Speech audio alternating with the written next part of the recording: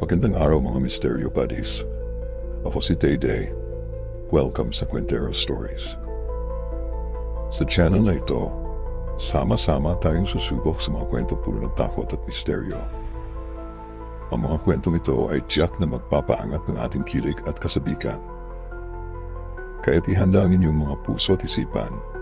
Simulan ang ating paglalakbay sa mga kwentong puno ng takot at hiwaga. Handa na ba kayo? Let's dive in.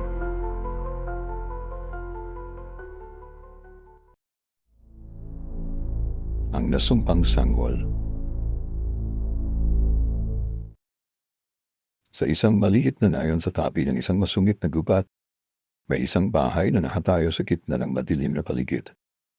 Ang bahay na ito ay pag-aari ng isang matandang babae na si Aling Rosa, kilala sa kanilang bayan bilang isang mangkukulam.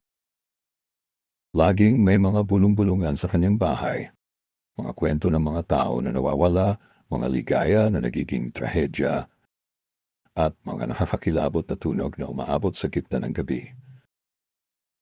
Isang gabi habang ang ulan ay patuloy na pumupuhos, isang binatilyo na nagngangalang Javi ang nagpasya na tuklasin ang gubat.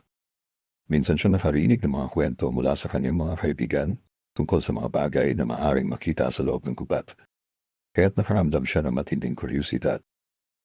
Sa kanyang isip, maaring mayroon siyang matuklasang hangahangang mga bagay, mga hiyas, o kaya ay mga pangitain ng mga espiritu. Habang naglalakad siya sa madilim na gubat, napansin niyang may mga kakaibang tunog na nagmumula sa kalikasan. Ang mga dahon ay tila nag-usap at ang hangin ay may dalang malamig na simoy at tila may dalang bulong mula sa nakaraan. Ano kaya mga lihim ng gubat na ito? Tanong ni Javi sa sarili. Pero sa kabila ng takot na kanyang nararamdaman, ipinapatuloy niya ang paglalakad. Matapos ang ilang minuto, nakarating siya sa isang maliit na bukal na nakakatago sa likod ng ilang matataas na puno. Sa tabi ng bukal may isang lumang sanga ng puno na may nakasabit na puting tela. Para kay Javi, para may sinasabi ang tela. Lumapit siya at pinulot ito. Habang iniimbestigahan niya, napansin niya may isang maliit na bagay na nakatago sa ilalim ng puting tela. Ito ay isang munting kahon. Gamit ang kanyang curiosity, pinuksan ni Javi ang kahon. Sa loob nito, nakita niya ang isang maliit na sanggol na tila natutulog. Pero ang sanggol ay may napakaapalang itsura. Ang kanyang mga mata ay nakapapikit at ang kanyang balat ay tila nagliliwanag sa dilim. Sino ka? Bakit nandito ka? Tanong ni Javi. Pero walang sumagot. Ang sanggol ay nanatiling tahimik. Tila naglalaro sa kanyang mga panaginip. Sa gitna ng kanyang pag-aalinlangan, naisip ni Javi na maaring ito ang pagkakataon na kanyang hinahanap. Dahan-dahan, kinuha niya ang sanggol at ibinaba sa kanyang mga braso. Kailangan kong dalhin ka sa bahay, sabi niya sa sanggol. Hindi ka dapat nandito. Ngunit habang papalayo na siya, biglang may narinig siyang mahinang boses mula sa likuran. Iwanan mo siya, Javi. Isang tinig ang sumigaw. Napatingin si Javi sa paligid pero walang tao ang makikita. Sino ka? Tanong niya ng may takot. Muli, narinig niya ang boses. Ang sanggol na yan ay hindi basta-basta. Iwanan mo siya o makakakuha ka ng masamang kapalaran. May mga tao na nagmamasid sa kanya. Agad na bumalik ang takot sa puso ni Javi. Bakit hindi mo sabihin sa akin kung sino ka? Pero wala nang sumagot. Naramdaman niya ang hangin na nagiging malamig at nagkumpisang magpula ang kanyang balat. Isang pangitain ang nagpakita sa kanyang isip. Ang sanggol na iyon ay nagdadala ng kasalanan at kasawian. Subalit, hindi siya makapagpasya. Ang kanyang puso at isipan ay naglalaban. Isang bahagi ng kanya ang gustong isuko ang sanggol, habang ang isa ay nagudyok sa kanya na ipaglaban ito. Bumalik siya sa kanyang bayan, bitbit ang sanggol sa kanyang mga bisig. Ngunit sa kanyang pag-uwi, nagbago ang kanyang paligid. Ang mga tao sa nayon ay tumigil sa kanilang mga gawain at tiningnan siya na may takot. Bakit mo dinala ang sanggol na yan dito, Javi? Tanong ni Mang Tomas, ang matandang tagapag-alaga ng simbahan. Alam mo ba ang mga kwento tungkol sa kanya? Anong mga kwento? Tanong ni Javi kahit na may takot na nagsimula ng sumiklab sa kanyang dibdib. Ang sanggol na iyan ay sinumpa. May mga tao nagmamakaawa sa kanya sa loob ng gubat at ang sinumang kumuha sa kanya ay nagdadala ng sumpa sa kanilang buhay. Sabi ni Mang Tomas, dapat mong ibalik siya bago huli na ang lahat. Ngunit sa kabila ng mga banta at takot, nagpasya si Javi na huwag ibalik ang sanggol. Kinuha niya ang kanyang pagkakataon na ipakita ang sanggol sa kanyang mga magulang. Naniniwala siya na maaring may paraan upang maalis ang sumpa. Pagdating niya sa kanilang bahay, iniharap niya ang sanggol sa kanyang ina. Sa simula, nagulat ang kanyang ina at nag-alala. Javi, anong ginawa mo? Dapat mo siyang ibalik. Ngunit ang kanyang puso ay nagdala ng pag-asa. Baka may paraan tayo mahanap ng solusyon, hindi siya masama. Ngunit sa mga susunod na araw, nagbago ang takbo ng mga pangyayari. Mula nang dalhin ni Javi ang sanggol, unti-unting nagkaproblema ang kanilang nayon. Ang mga hayop ay nagkasakit at ang mga tao ay nagkasakit din. Isa-isang nawawala ang mga tao sa nayon at ang mga bulong ng takot ay nag-uumapaw sa hangin. Habang ang sitwasyon ay lumalala, unti-unting bumalik ang takot kay Javi.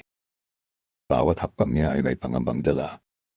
Ang mga tao sa nayon ay nagalit at nagduda sa kanya. Minsan, may mga tao na nagtipon-tipon sa harap ng kanilang bahay at humiling na ibalik ang sanggol sa gubat. Pero sa kabilang takot, hindi niya kayang talikuran ang sanggol na tila bahagi na ng kanyang buhay. Ngunit sa gitna ng kanilang takot, isang gabi naganap ang hindi inaasahang pangyayari. Habang natutulog si Javi, nagising siya sa tunog ng mga pag-iyak. Isang malupit na tunog na tila galing sa sanggol. Nagtakbuhan siya papunta sa kanyang silid at doon niya nakita ang sanggol na nagliliyab sa napakatinding liwanag. Napansin niya na ang mga mata ng sanggol ay nagsimula na magbukas. Hindi ito ang maganda at malambot na hitsura na kanyang naisip. Sa halip, ito ay tila may matinding galit. Bakit mo ako dinala rito? Bulong ng sanggol. Pero ang boses nito ay hindi tila ng isang sanggol, kundi ng isang masungit na nilalang. Ngayon, dala mo ang sumpa na aking dala. Isang masakit na katotohanan ang humampas kay Javi. Ano ang aking ginawa? Sagot niya. Ngunit sa mga salitang ito, ang liwanag ay lumakas at bigla na lamang bumagsak ang lahat sa kadiliman. Si Javi ay bumagsak sa sahig, nahahabag sa mga nangyari. Ang sanggol na kanyang kinuha ay hindi isang ordinaryong bata. Tila ito ay may mas malalim na koneksyon sa mga pangitain at mga alamat ng kanilang nayon. Sa kanyang isip, hindi na lamang ito isang bata kundi isang simbolo ng sumpa na ngayon nagugat sa kanyang buhay. Matapos ang mga nakabibinging tunog ng pag-iyak ng sanggol, nagdesisyon si Javi na alamin ang tungkol sa mga kwento ng kanyang bayan. Sa susunod na araw, naglakbay siya papunta sa bahay ni Mang Tomas, ang matandang tagapag-alaga ng simbahan na may kaalaman sa mga alamat ng nayon. Ang kanyang mga magulang ay nag-alala ngunit hinayaan siyang sumunod sa kanyang puso. Nang dumating si Javi sa bahay ni Mang Tomas, nabanggit niya ang nangyari sa sanggol. Nakinig ang matanda at sinimulang ikwento ang mga alamat ng mga sanggol na may kasalanan at sumpa. Ang sanggol na iyon, Javi, ay sinumpa ng mga espiritu ng gubat. Sa mga nakaraang taon, maraming bata ang nawawala sa mga gubat. Ang mga magulang nila ay hindi nakinig sa mga babala, at ang mga bata ay nagdala ng mga sumpa sa kanilang bayan, paliwanag ni Mang Tomas. Ngunit ano ang maaari kong gawin? Hindi ko siya maiwan, sagot ni Javi. Ang kanyang tinig ay puno ng paninindigan at takot. Siya ay nasa akin na. Dapat mong ibalik siya sa gubat, Javi. Ibalik mo siya sa lugar kung saan mo siya natagpuan. Ang kanyang kaluluwa ay nakagapos sa iyong buhay at kasalanan, at ikaw ang may pananigutan, sagot ni Mang Tomas. Ang kanyang boses ay puno ng kabiguan. Ngunit sa kanyang mga tainga, tila isang pagbibigay ng takot ang narinig ni Javi. Nagdesisyon siyang balewalain ng mga payo at panalangin ng mga matatanda. At nais niyang ipakita na ang sanggol ay may karapatan sa kanyang sariling buhay. Kahit pa ang mga tao sa kanyang paligid ay nagduda sa kanya. Mula sa araw na iyon, si Javi ay nagpatuloy sa kanyang buhay kasama ang sanggol. Inalagaan niya ito ng mabuti at ibinakita ang pagmamahal na tila hindi kaya ng ibang tao. Sa paglipas ng mga araw, nagiging mas malapit sila sa isa't isa. Nakita niya mga ngiti ng sanggol, ang mga mata nito ay tila puno ng mga kwento. Pero sa likod ng mga ngiting iyon may takot pa rin siyang nararamdaman. Ngunit ang kanyang mga pagsisikap ay hindi naging madali. Habang lumilipas ang panahon, ang mga sumpa ay tila lumalakas. Ang mga hayop sa paligid ng kanilang bahay ay naglalaho at ang mga tao sa bayan ay nagiging higit na masungit. Tila ang bawat hakbang ni Javi ay may kasamang masamang pangitain. Isang gabi, sa gitna ng dilim, nagising si Javi mula sa isang masamang panaginip. Sa kanyang panaginip, nakita niya ang sanggol na nalilikid sa apoy at ang mga taong sinasaktan siya. Agad siyang nagtakbuhan sa silid ng sanggol at natagpuan itong natutulog ng mahimbing. Ngunit may mga umiikot na anino sa paligid nito. Tumakbo siya at sinubukang alagaan ito, ngunit nagulat siya na marinig ang isang mababang tinig na humihiling ng tulong mula sa gubat. Bumalik ka, Javi. Huwag mong hayaan ang kanyang buhay na masira. Sa kanyang kaluluwa ay may kasalanan na hindi mo may pagpapatawad. Sabi ng tinig sa kanyang isipan. Ang kanyang puso ay nag-alala at nagtanong sa sarili, ano ang dapat kong gawin? Kinabukasan, nagdesisyon si Javi na muling bisitahin ang gubat.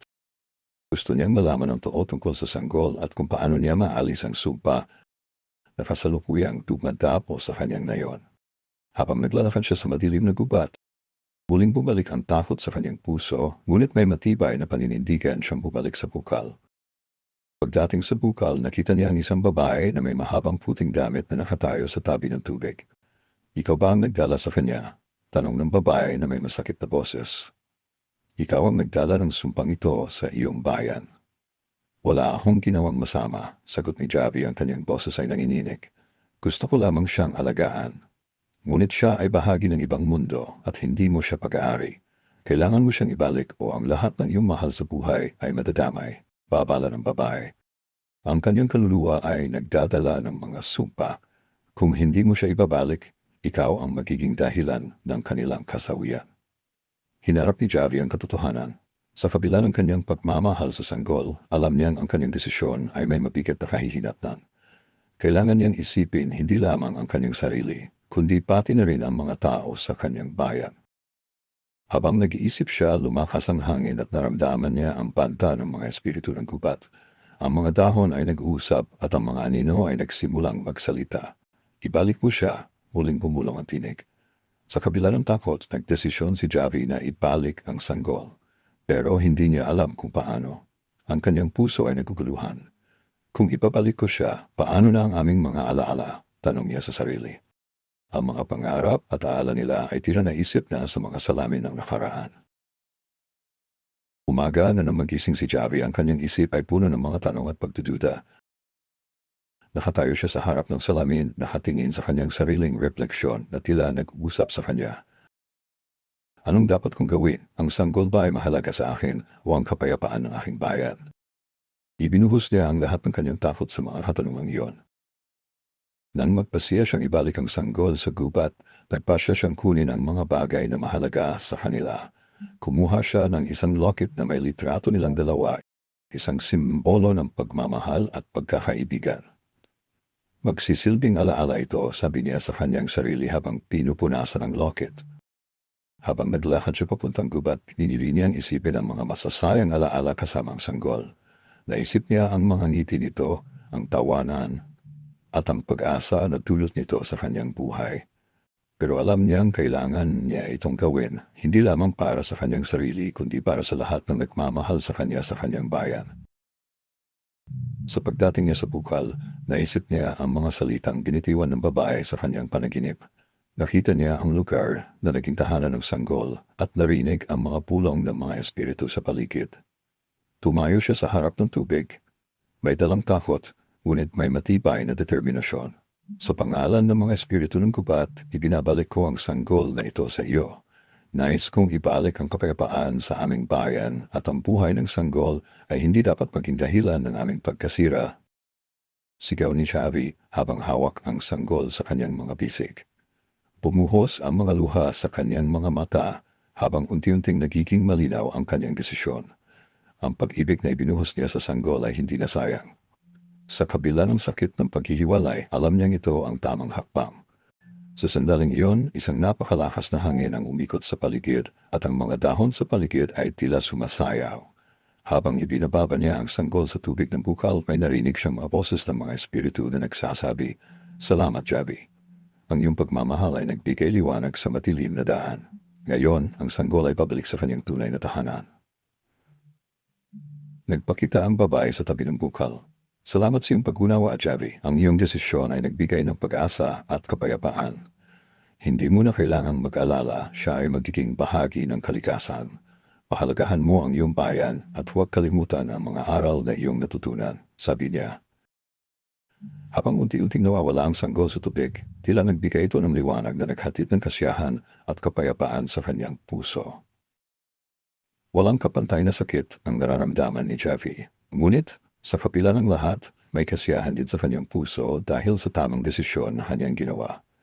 Nang makaalis si Javi mula sa gubat, nagbago ang kanyang pananaw sa buhay. Nalaman niyang ang pag-ibig ay hindi palaging nakasalalay sa pisikal na presensya, kundi sa mga alaala at aral na dala ng mga taong pumasok sa ating buhay. Ang kanyang bayan ay nagbago mula sa mga sumpang dulot ng sanggol. Ang mga tao ay nagkaisa at nagpatuloy sa kanilang buhay. Si Javi ay naging simbolo ng pag-asa sa mga tao. Nagkaroon siya ng pagkakataon na magtayo ng bagong alaala, mga alaala na puno ng liwanag, pagmamahal at pagkakaisa. Ang tunay na pagmamahal ay hindi palaging nakasalalay sa pagkakaroon ng isang tao sa iyong buhay. Ang tunay na pagmamahal ay ang kakayahang gumawa ng mga desisyon para sa ikabubuti ng iba kahit na masakit ito. Ang mga alaala at aral na ating natutunan mula sa mga taong mahalaga sa atin ay mananatili sa ating puso at isipan at dadalhin tayo sa mas paliwanag na hinaharap. Salamat mga Misteryo Buddies sa pagsama sa akin sa kwentong ito dito sa Kwentero Stories. Anong mga bagay ang nagbigay sa inyo ng takot o kakaibang pakiramdam? Ay comment nyo lang sa ibaba. Kung nagustuhan nyo ang narinig, huwag kalimutang mag-subscribe at i-hit ang notification bell para updated kayo sa mga susunod na kwento. Hanggang sa muli, mag-ingat at patuloy na sumubaybay sa mga misteryo ng gabi.